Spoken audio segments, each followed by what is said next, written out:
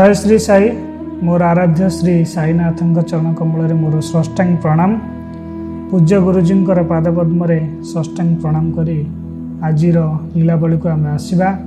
जन वकिल कथा एठारे वर्णना कर थरे पंडरपुर जड़े वकिल दर्शन पर आसी बाबा पाद तले प्रणाम कले और दक्षिणा जाचिले।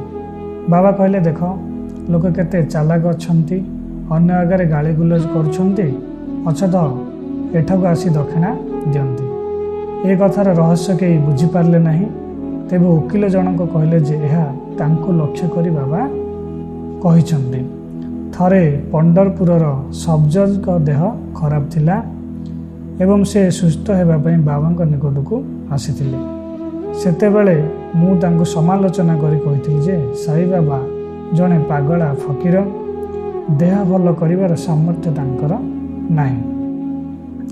शिरडी जाई समय नष्ट करने अनुचित। एबे प्रकृत अनुभव करुछि जे बाबा ईश्वरंक अवतार और से सर्वशक्तिमान, तांको कौनसी कथा अजणा कि अछपा रहे नहीं।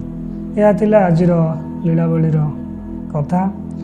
आपण मानकु धन्यवाद कहीं आम चैनल को लाइक और सब्सक्राइब करी अति सुंदर भाव में आम लीला को श्रवण कर आपण को मोर बाबा ठारे भक्तिपूक्त नमन करी यह प्रार्थना जे आपणकर परिवार और आपण को सुखी रखंतु बाबा।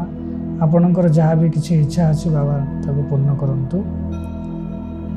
बाबा विश्वर कल्याण करंतु। जय श्री साई।